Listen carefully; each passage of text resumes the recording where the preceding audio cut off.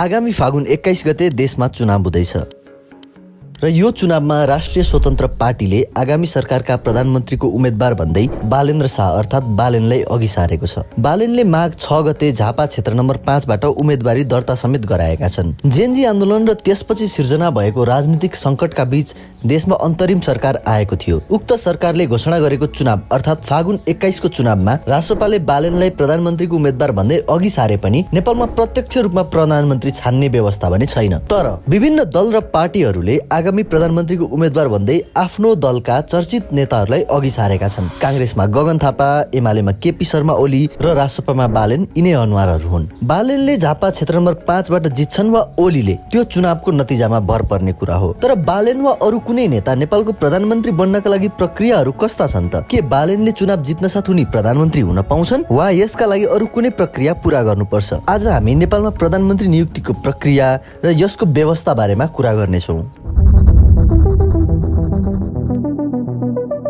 नेपालको संवैधानिक व्यवस्था अनुसार हाम्रो देशमा प्रत्यक्ष रूपमा जनताले प्रधानमन्त्री छान्न मिल्दैन। अर्थात् जनताले सिधै यो व्यक्ति नै देशको प्रधानमन्त्री हुनुपर्छ भनेर भोट गर्न मिल्दैन। प्रधानमन्त्री चयन गर्ने प्रक्रिया प्रतिनिधि सभा मार्फत हुन्छ र यो प्रतिनिधि सभामा जाने सदस्यहरूलाई भने जनताले छान्ने गर्छन्। प्रतिनिधि सभा भनेको यस्तो व्यवस्था हो जसमा जनताले आफ्नो निर्वाचन क्षेत्रको प्रतिनिधित्व गर्ने व्यक्तिलाई मतदान मार्फत विजयी गराई सदनमा पठाउँछन्। नेपालको संविधान अनुसार हाम्रो देशमा 2 सदनात्मक व्यवस्था छ, प्रतिनिधि सभा र राष्ट्रिय सभा। फागुन 21 मा हुन लागेको निर्वाचन प्रतिनिधि सभाको निर्वाचन हो। राष्ट्रिय सभाको निर्वाचनको प्रक्रिया भने प्रतिनिधि सभाको भन्दा केही फरक किसिमको हुन्छ। त्यसबारेमा पनि तपाईहरुलाई जान्न मन छ भने हामीले यसअघि बनाएको यो भिडियो हेर्न सक्नुहुन्छ। प्रतिनिधि सभाको चुनावमा देशैभरमा रहेका 165 वटा निर्वाचन क्षेत्रमा विभिन्न पार्टी तथा स्वतन्त्र रूपमा उठ्ने उम्मेदवारहरू हुन्छन्। प्रतिनिधि सभाका 275 सिटहरू मध्ये यिनै 165 वटा सिटहरू प्रत्यक्ष रूपमा छानिन्छन् र बाँकी 110 वटा सिटहरू समानुपातिक प्रणालीबाट छानिन्छन्। त्यसो हुँदा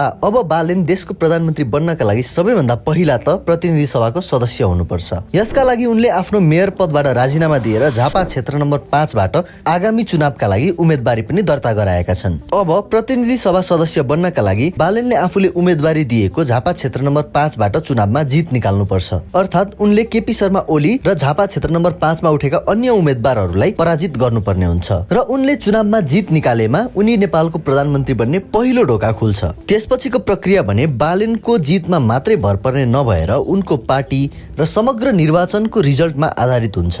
नेपालको संविधान अनुसार प्रधानमन्त्री चयन गर्नका लागि केही निश्चित बाटाहरू छन्। सबैभन्दा पहिलो बाटो हो स्पष्ट बहुमतको अवस्था। यदि प्रतिनिधि सभाको निर्वाचनमा कुनै एक दलले स्पष्ट बहुमत प्राप्त गर्छ भने सो दलको संसदीय दलको नेता प्रधानमन्त्री नियुक्त हुन्छ। अर्थात् 275 सिटहरू मध्ये कुनै एउटा पार्टीले प्रत्यक्ष र समानुपातिक दुवैतर्फ गरेर 138 सिट कम्तीमा ल्याएको छ भने उसले बहुमत प्राप्त गर्छ। यसको मतलब के हो भने बालेन शाह प्रधानमन्त्री बन्नका लागि उनको पार्टी राष्ट्रिय स्वतन्त्र पार्टी रासोपाले आगामी चुनावमा कम्तीमा 138 सिट जितेर बहुमत ल्याउनु पर्छ र बालेन शाहलाई रासोपाको संसदीय दलको नेताका रूपमा अघि सार्नुपर्छ। पार्टीले बहुमत ल्याएमा र बालेन संसदीय दलको नेता भएमा उनी प्रधानमन्त्रीमा चयन हुन सक्छन्। अब दोस्रो बाटो भनेको कुनै एक दलको स्पष्ट बहुमत नआएको र अर्को दल वा अन्य प्रतिनिधि सभा सदस्यहरूसँग सहकार्यमा बहुमत जुटाउने बाटो हो। यो अवस्था भनेको राष्ट्रिय स्वतन्त्र पार्टी रासोपाले चुनावमा बहुमत नल्याएको अवस्था हो। यस्तोमा रासोपा र अन्य कुनै दलसँग मिलेर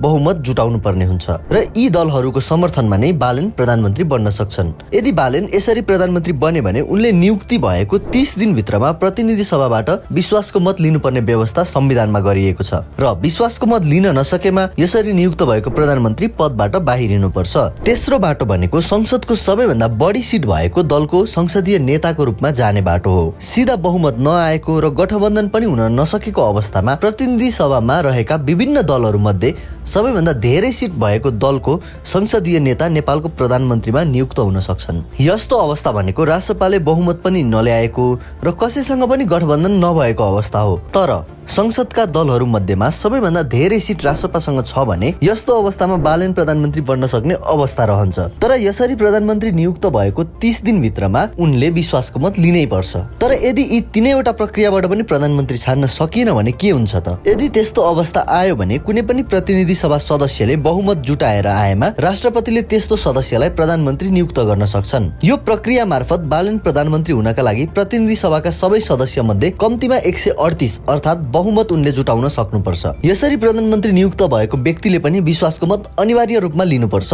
तर यी कुनै पनि प्रक्रियाबाट प्रधानमन्त्री नियुक्ति हुन सकेन भने अन्तिम विकल्पका रूपमा प्रतिनिधि सभा विघटन हुन्छ। अर्थात आगामी चुनावपछि बन्ने सरकारले प्रधानमन्त्री चयन गर्न नसकेमा साबिकको प्रधानमन्त्रीको सिफारिसमा राष्ट्रपतिले प्रतिनिधि सभा विघटन गरेर फेरि 6 महिनाभित्र चुनाव गर्नुपर्ने अवस्था बन्छ र यसरी चुनाव भएमा फेरि प्रधानमन्त्री नियुक्तिको प्रक्रिया सुरुवातबाटै गर्नुपर्ने हुन्छ। नेपालको संविधानमा भएको व्यवस्था अनुसार बालेन वा अरू कोही व्यक्ति प्रधानमन्त्री बन्नका लागि आवश्यक प्रक्रियाहरू यिनै हुन्। कुनै पनि व्यक्ति प्रधानमन्त्री हुनका लागि यिनै प्रक्रियाहरू पूरा गरेर जानुपर्ने हुन्छ। तपाईलाई के लाग्छ, आगामी निर्वाचनबाट देशले कस्तो र को प्रधानमन्त्री पाउँछ होला?